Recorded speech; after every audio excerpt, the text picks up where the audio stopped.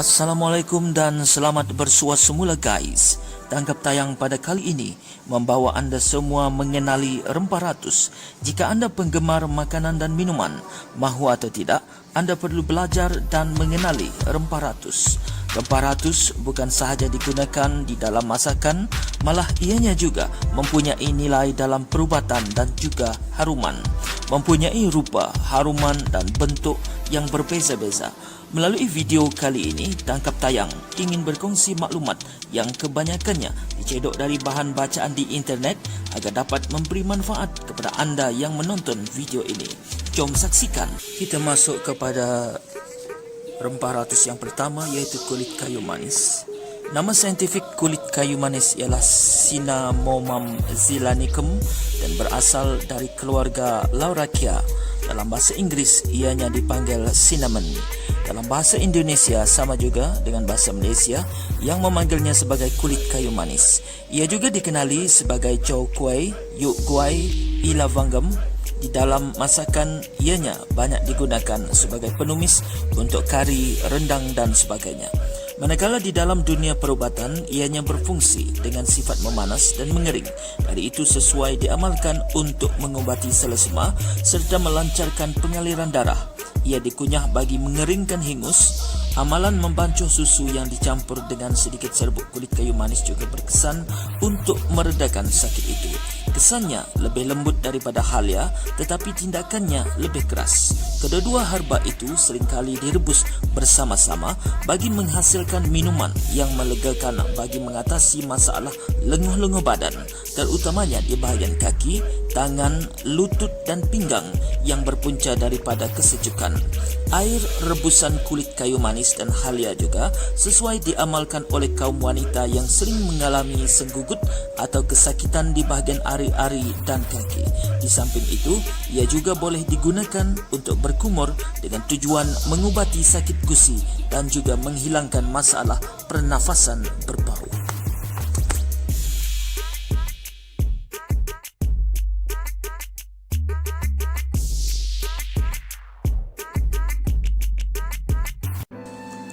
Seterusnya kita melihat kepada manfaat biji ketumbar. Daun ketumbar disebut dengan nama yang sama baik di Malaysia maupun di Indonesia. Ianya dikenali di barat sebagai cilantro. Dalam bahasa Inggeris, ianya dipanggil coriander leaf. Kadang-kadang ia juga dipanggil Chinese parsley.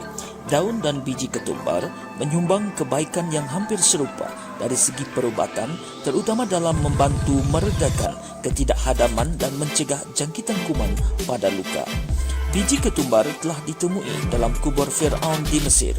Ia dipercayai digunakan bagi mencegah ketidakhadaman oleh si mati ketika berada di alam baru. Beberapa hasil kajian memang didapati menyokong kegunaan ketumbar untuk meredakan sakit perut yang dialami sama ada oleh orang dewasa atau kanak-kanak. Selain itu, ketumbar boleh digunakan untuk mereka yang mengalami perut berangin dan cirit-pirit. Orang Rom purba dikatakan telah menggunakan daun dan biji ketumbar untuk mengawet daging. Oleh itu, ia boleh digunakan untuk mencegah atau meredakan jangkitan pada luka. Ini kerana ketumbar memiliki beberapa jenis fitokimia yang berupaya membunuh bakteria dan virus. Untuk mencegah jangkitan, cuci luka kecil dengan cuka apel yang dicairkan dengan air. Kemudian pupuk serbuk biji ketumbar pada tempat berkenaan. Untuk kegunaan tradisional, ketumbar baik untuk masalah penghadaman, hidung tersumbat, perut berangin, jangkitan luka, kencing manis, darah tinggi dan artritis. Daun dan biji ketumbar memiliki kesan anti keradangan. Mereka yang mengalami artritis biasanya mengalami rasa sakit yang berpunca dari keradangan. Daun dan biji ketumbar boleh diambil bagi meredakan keradangan tersebut.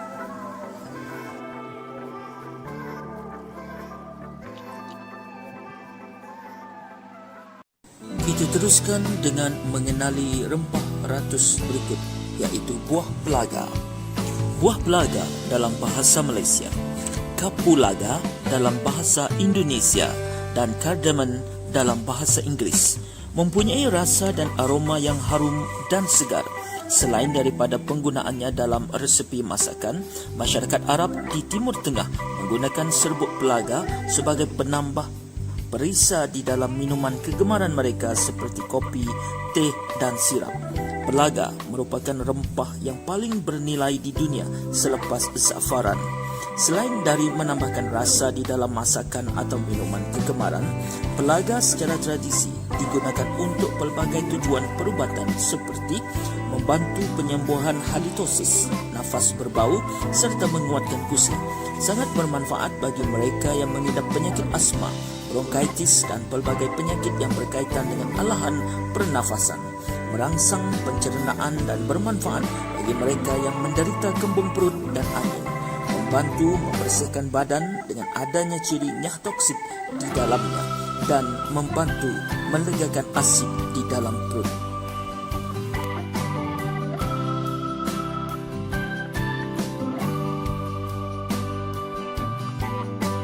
Jintan manis berkongsi nama dalam bahasa Malaysia dan Indonesia.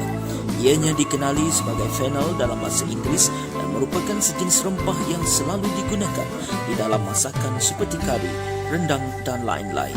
Nama saintifik jintan manis adalah Pimpinella anisum. Jintan manis banyak khasiatnya. Ia dapat melegakan kesakitan dalam badan, melancarkan aliran keluar haid, membanyakkan susu dan membuang gas dalam usus. Ia juga boleh digunakan dalam bentuk serbuk dan disapu di sekeliling mata bagi menguatkan pandangan mata. Selain itu juga, jintan manis ini dapat membuang lemak di pangkal paha dengan cara merebus jintan manis dengan 5 cawan air sehingga mendidih. Selepas itu biarkan sejuk. Amalkan meminum air rebusan jintan manis ini pagi dan petang selama 4 minggu. Jintan putih adalah rempah yang aromatik dengan rasa pahit dan bau yang suap disebabkan oleh kandungan minyaknya yang banyak. Nama saintifiknya ialah Cuminum siminum dan nama Inggerisnya cumin. Jintan putih adalah buah kering kecil dari pokok yang berasal dari keluarga parsley. Dalam masakan Melayu, ia sering diguna bersama jintan manis. Jintan putih digunakan dalam masakan yang mempunyai kandungan rempah yang banyak. Ia merupakan salah satu bahan di dalam serbuk kari dan serbuk campuran rempah lain. Ia digunakan dalam masakan stew dan panggang, terutamanya masakan kambing dan ayam. Ia menambah rasa ke dalam masakan nasi biasa, ke kacang dan kek. Untuk mendapatkan rasa dan aroma sepenuhnya, panggang jintan putih secara perlahan dan sekejap sebelum mencampurkannya ke dalam resepi. Nama saintifik bunga cengkeh ialah Syzygium aromaticum dan Eugenia aromatic dari keluarga Myrtaceae. Adalah sejenis tumbuhan kumpulan herba atau rempah ratus yang terkenal semenjak zaman dahulu kala sehinggakan penjajah Eropah datang menjejaki kawasan Asia Tenggara bagi tujuan mendapatkannya selain berniat memonopoli perdagangan rempah ratus dunia. Bunga cengkeh didapati berasal atau natif dari Molucas, Indonesia dan kini masih terus ditanam secara komersial di Brazil, West Indies, Zanzibar, Tanzania, Madagaskar, India dan Sri Lanka. Bunga cengkeh juga dikenali sebagai clove dalam bahasa Inggeris, kerampu, lavangam, lavang, lavangalu, kerabu dalam bahasa India, ding hurong dalam bahasa Vietnam, ding hyung di negara China, i nyin buing di negara Myanmar, ganflu dalam bahasa Thailand, clos de girofle dalam bahasa Perancis, Giwu Zenelke dalam bahasa Jerman dan Chiodo di Garofano dalam bahasa Itali. Rempah cengkeh merupakan kuntum bunga pokok cengkeh yang telah dikeringkan. Bunga cengkeh mengeluarkan aroma, digunakan sebagai rempah dalam beberapa jenis masakan dan ia boleh juga dimakan bersama daun sirih bagi menambah rasa manis dan lebih enak. Minyak cengkeh digunakan dalam perusahaan membuat ubat-ubatan dan minyak wangi. Di sesetengah negara seperti Indonesia, cengkeh dicampurkan dengan tembakau dalam rokok. Buah keras kerap didapati dalam masakan Indonesia dan Malaysia menggunakan nama saintifik sebagai Aleurites moluccanus dan di dalam bahasa Inggeris dikenali sebagai candlenut dan di Indonesia ianya dikenali sebagai kemiri. Ianya digunakan untuk rasanya dan sebagai pemegat kuah. Ia selalunya dikisar menjadi paste bersama rempah lain untuk memekatkan dan menyedapkan rasa masakan berkari. Buah keras harus dimasak sebelum dimakan kerana ia tinggi kandungan toksik apabila mentah. Di luar Asia Tenggara, kacang macadamia kadangkala digunakan sebagai ganti buah keras kerana ia mengandungi kandungan minyak dan tekstur yang sama apabila ditumbuk. Walau bagaimanapun, rasanya berlainan kerana buah keras lebih pahit.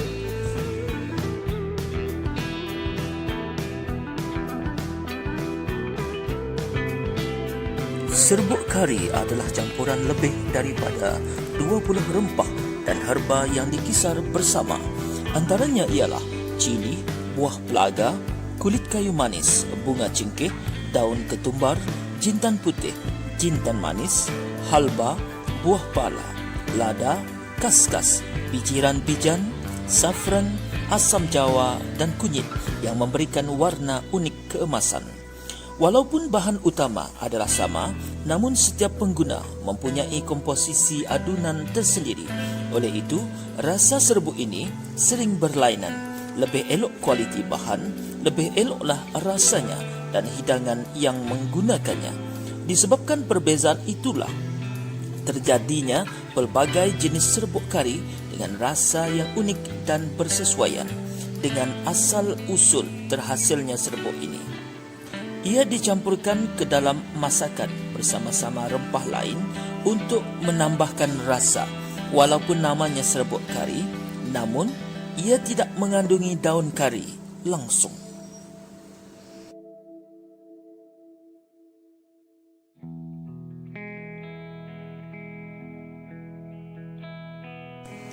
Daun kari dalam bahasa Malaysia, daun salam koja dalam bahasa Indonesia, atau curry leaf dalam bahasa Inggeris.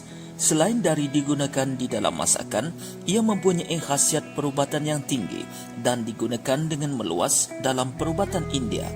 Ia dijadikan tonik herba untuk menguatkan perut dan meningkatkan keupayaannya serta mengatasi masalah penghadaman.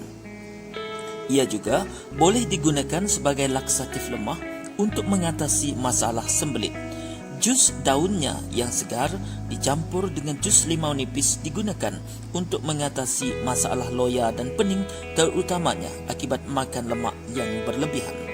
Caranya dengan mencampurkan 1 sudut teh jus daun kari dan 1 sudut teh jus limau nipis.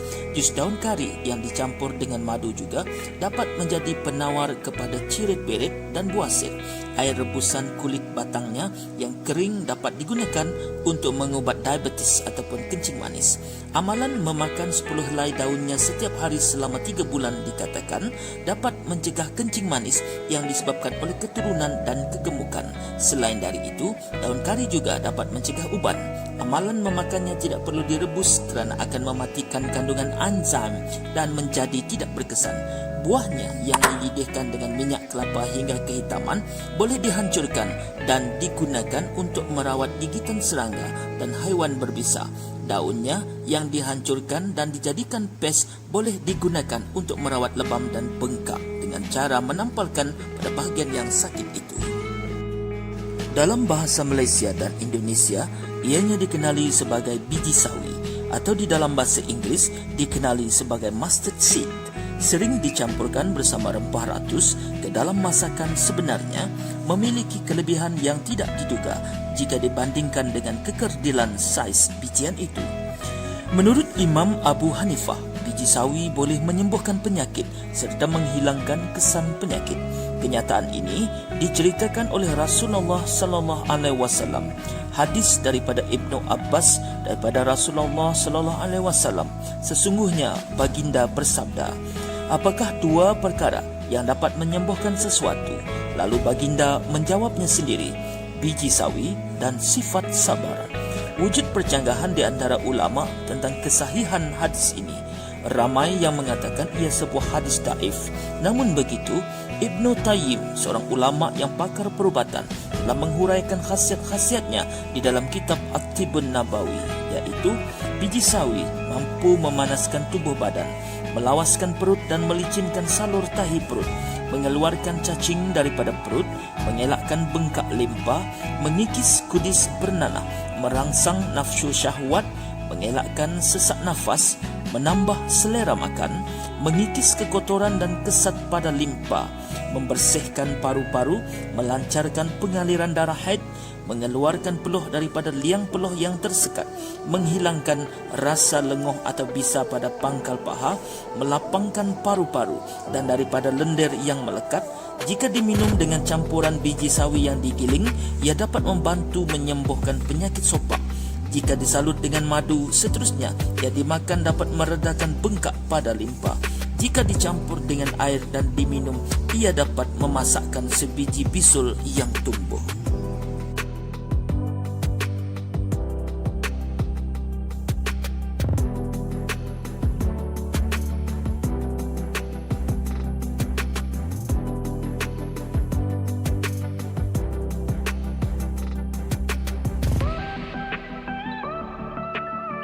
Bunga lawang merupakan sejenis rempah yang banyak digunakan dalam masakan Melayu. Dalam bahasa Indonesia, ianya dipanggil sebagai kembang lawang atau kembang pekak. Nama Cina bagi bunga lawang ialah batgo dan bajiao, membawa maksud segi lapan atau oktagon, bersesuaian dengan bentuk bunga lawang yang mempunyai 8 kelopak. Bunga lawang mempunyai bau wangi dan kuat. Ia mula diperkenalkan di Eropah pada awal kurun ke-17 dan mula menjadi popular semenjak itu. Minyak yang terhasil dari proses ekstrak uap dijadikan bahan perasa dalam minuman. Bunga lawang sebenarnya bukannya bunga, sebaliknya adalah buah yang dihasilkan oleh sejenis pokok kecil. Tinggi pokoknya boleh mencapai hingga 8 meter. Ia mempunyai bunga yang cantik berwarna kuning. Ia membiak melalui biji benih. Buahnya dipetik sebelum ranum dan dikeringkan menggunakan cahaya matahari. Bunga lawang dijadikan rempah untuk menyedapkan makanan sama seperti kulit kayu manis dan bunga cengkeh. Ia juga biasa dijadikan perisa untuk pelbagai jenis teh. Teh dari bunga lawang juga boleh dijadikan ubat batuk. Di dalam sebuah artikel mengenai khasiat lada hitam, Dr. Ramli Abdul Karim telah menulis dan ianya digunakan dengan meluas. Ia dikenali oleh masyarakat di seluruh dunia sama ada sebagai ramuan masakan, perisa dan sos. Lada hitam atau nama saintifiknya Piper nigrum L dan berasal dari keluarga Piperaceae. Dikenali dengan nama yang hampir serupa di kebanyakan negara barat, iaitu berdasarkan sebutan pepper. Orang Belanda memanggilnya pepper, manakala di Perancis poivre, Jerman pfeffer, Greek piperi, Itali pepe, Norway pepper, Romania piper, Sweden pepper dan Turki beber. Dalam bahasa Thai, lada hitam dipanggil sebagai prik Thai, Tamil milagu, Vietnam hatiu, Punjabi kalimarik, Jepun koshu, Hindi golmech dan Laos mak pek noi. Tumbuhan itu dikatakan berasal dari Malabar di pantai barat India Selatan yang hari ini terletak dalam negeri Kerala. Di Asia Tenggara, lada hitam dikatakan telah tumbuh di Malaysia dan Indonesia sejak 2000 tahun lalu. Selain lada hitam Malabar dan Telly cherry dari India serta Bellum dari Brazil, lada hitam Sarawak ialah antara yang paling bermutu dan cukup terkenal di serata dunia. Walaupun ia lebih meluas penggunaannya dalam masakan dan makanan, namun lada hitam juga mempunyai khasiat dan kegunaan dalam perubatan berasaskan herba. Buah lada hitam boleh mengubati pening kepala, ceret-beret dan melawaskan kencing, manakala daunnya pula merawat demam. Buah lada hitam muda yang telah dibersihkan perlu direbus terlebih dahulu sebelum airnya diminum. Bagi mengubati demam, daun pokok lada hitam perlu ditumbuk hancur dan kemudiannya ditampalkan atau diikatkan pada dahi.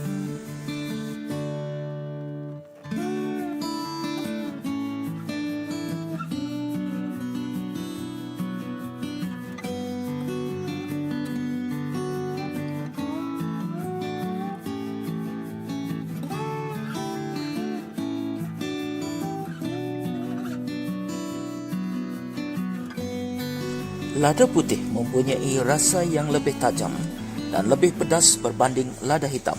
Walau bagaimanapun, lada putih adalah kurang kompleks, mempunyai aroma rasa yang kurang berbanding lada hitam. Lada putih merupakan lada yang berkualiti tinggi serta mempunyai lebih banyak aroma rempah. Lada putih mempunyai rasa yang lebih segar dan tidak pahit berbanding lada hitam, akan tetapi lada putih mudah basi lebih cepat berbanding lada hitam. Di samping itu, chef suka menggunakan lada putih dalam masakan berwarna ringan seperti kentang lecek dan putih. Salah satu manfaat lada putih ialah amat membantu sistem penghadaman. Menurut ahli saintis, apabila kita menikmati rasa lada putih, tunas rasa akan menghantar isyarat ke perut untuk meningkatkan asid hidroklorik supaya anda boleh mencerna makanan dengan mudah. Selain itu, lada putih juga berfungsi sebagai detoks badan anda untuk mengurangkan kesakitan perut dan mencegah pengumpulan gas di dalam usus. Bagi mereka yang mempunyai anoreksia ringan, rempah ini boleh membantu merangsang selera mereka dan selera makan mereka. Jadi, nikmatilah semua jenis makanan yang mengandungi lada. Jika anda mengalami kesukaran bernafas, ambil lada setiap hari dengan meminum teh pudina yang dicampur dengan sedikit lada. Minuman ini akan membantu anda menghilangkan kesesakan pernafasan anda. Lada putih membantu untuk menghentikan pendarahan pada luka-luka kecil. Selain itu, dengan ciri-ciri antibakteria dalam lada, ia juga berperanan membantu membunuh kuman dan merangsang penyembuhan dengan berkesan. Halba digunakan sebagai membantu penghadaman. Halba juga digunakan sebagai galaktagok, iaitu ejen pengeluaran susu oleh ibu yang menyusu untuk menambah susu yang kekurangan bekalan. Kajian telah menunjukkan halba adalah pemangkin pengeluaran susu ibu dan penggunaannya didapati meningkatkan pengeluaran susu sebanyak 900%. Halba digunakan dalam masakan harian orang Melayu dan India. Jika tidak digunakan dalam masakan, cara mengambilnya ialah ambil satu sudu teh halba ke dalam cawan atau gelas. Masukkan air panas dan biarkan semalaman. Air halba diminum pada waktu pagi hanya sekali sehari. Jika hendak dimakan secara suplemen berkapsul, boleh dibeli di farmasi dengan nama fenugreek. Halba boleh diminum sebagai teh untuk melancarkan haid, menghilangkan kembung, sebu dan senak, mencuci perut, menguatkan jantung, menghilangkan lendir tekak, melegakan sakit kepala atau migrain, membuang angin, menyembuhkan buasir, senggugut, perangsang rahim, kegemukan, kurang berat badan, mengawal kencing manis, radang kulit dan bisul, menegangkan buah dada. Rebus satu sudu besar halba dengan satu cawan air, minum 2 kali seminggu. Halba juga adalah ramuan tradisi menambahkan nafsu lelaki dan wanita. Memanaskan buah pinggang dan organ pembiakan menjadi amalan kuno tabib Cina untuk rawatan mati pucuk. Halba merupakan antara ubatan yang tertua di dunia dan pernah digunakan oleh Al-Abqirat, iaitu Hippocrates, yang merupakan bapa perubatan Yunani. Assalamualaikum warahmatullahi wabarakatuh. Saya Putri Nur Syakirah binti Syamuddin, pelajar tahun 3, semester 7, Fakulti Undang-Undang Hubungan Antarabangsa di Universiti Sultan Zainal Abidin.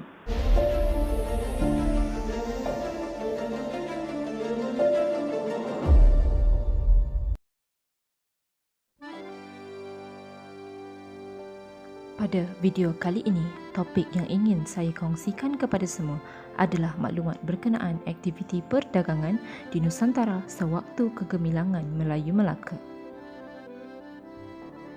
Perdagangan telah menjadi nadi utama yang mewujudkan kemakmuran ekonomi kepada Kerajaan Melaka suatu ketika dahulu.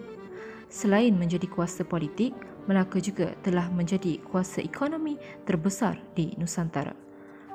Kedudukan Melaka yang menguasai seluruh kawasan laluan perdagangan di Selat Melaka telah menyebabkan para pedagang dari seluruh dunia termasuk Arab, Parsi, India, Cina dan alam Melayu telah mengunjungi Melaka dan menjadikannya sebagai pusat pertukaran barang-barang dagangan.